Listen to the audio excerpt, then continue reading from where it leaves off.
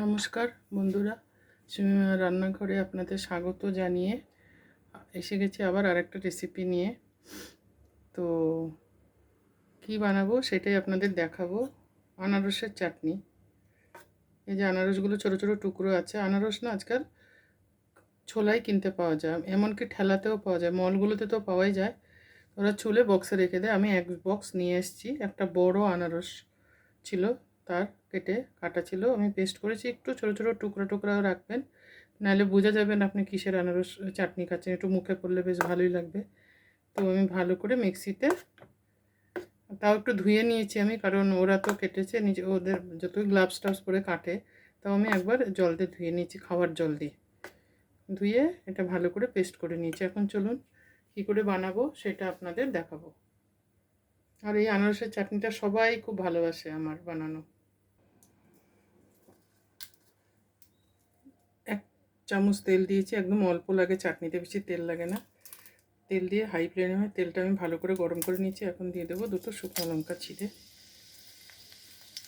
গ্যাসটা কমিয়ে দিয়েছিলাম, এখন বাড়িয়ে দেবো। আমি লঙ্কাটা দিয়ে দিয়েছি, তো লঙ্কাটা ভাজা ভাজা হবে।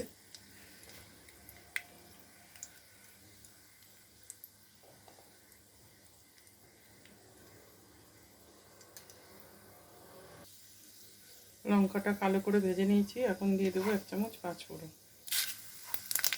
1 চামচের থেকে একটু বেশি, ছোটো চামচের 1 চামচের থেকে একটু বেশি।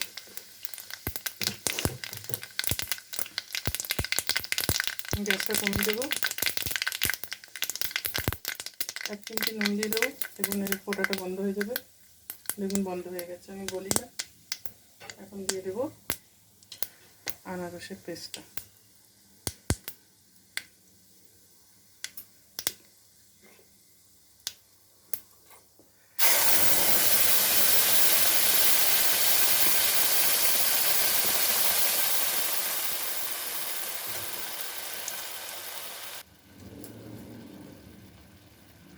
আনারসের পেস্টটা দিয়ে দিয়েছি, দিয়ে এখন ভালো করে নেড়ে দেবো আর গ্যাসটা বাড়িয়ে দেবো।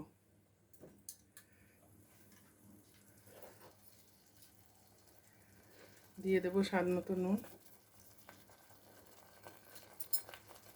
আর পেস্টটা যে বানিয়েছি আমি কিন্তু 1 ফোঁটাও জল দিইনি, বিনা জলে বানিয়েছি।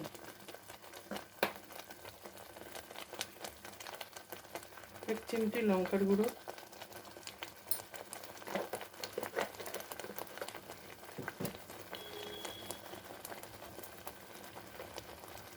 আর অল্প একটু হলদি গুঁড়ো। ওই ছোটো চামচের আধা চামচ দুটোই দিয়েছি।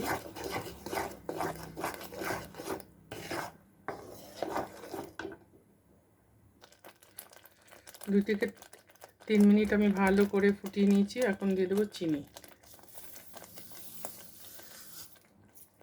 চিনিটা আপনার লাগবে 200 গ্রাম মতো।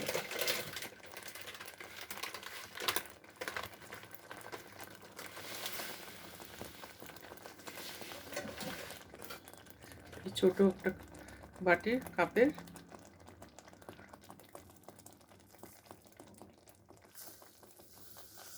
1.5 কাপ দিয়েছি। এখন আবার ভালো করে মিক্স করে দেবো। আপনি আবার টেস্ট করে নেবেন, আপনি যদি বেশি মিষ্টি খান তবে একটু মিষ্টি দিয়ে নেবেন। এখন ঢাকা দিয়ে ফুটতে দেবো।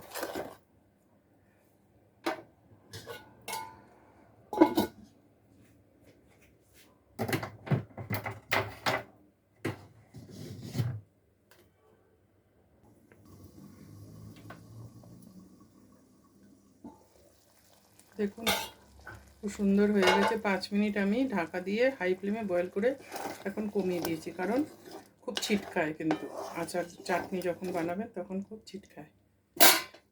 এখন দিয়ে দেবো 1 চামচ মশলা, চাটনি মশলা।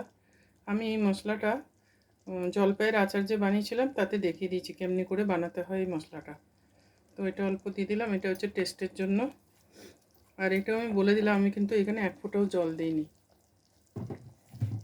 খালি আমি আনারস পেস্ট, চিনি, নুন, হলুদ, একটু লঙ্কার গুঁড়ো আর শুকনো লঙ্কা 5 ফোড়ন দিয়েছি, আর চিনি দিয়েছি। চিনিটা আর একটু দিয়েছি, মানে 200-র উপরে চিনি দিয়েছি, 200 থেকে একটু বেশি হয়েছে, 225 গ্রাম মতন এরকম দিয়েছি। আর এই চাটনিটা আমার মন্দিরে আমি একবার বানিয়েছিলাম, সবাই এত ভালোবাসে। একজন আছে তো সে সবসময় বলবে আমার জন্য আনারসের চাটনি বানিয়ে আনবে, আমি খালি ওটা দিয়েই খাই। উনি শরীর খারাপ, তাই আমি মাঝে মধ্যে যখনই পাই ওনার জন্য বানিয়ে নিয়ে যাই। তো কেমন লাগলো অবশ্যই লিখে জানাবেন। আর যদি বলেন আনারস কেমন করে কাটতে হয়, আপনারা যদি কমেন্ট বক্সে লিখে দেন, তবে অবশ্যই আমি আনারস কী করে কাটতে হয় সেটা দেখিয়ে দেবো। যদিও আমি এখন আর বাড়িতে গোটা আনারস আনি না, আমি কাটাই নিয়ে আসি, অনেক ঝামেলা আনারস কাটতে।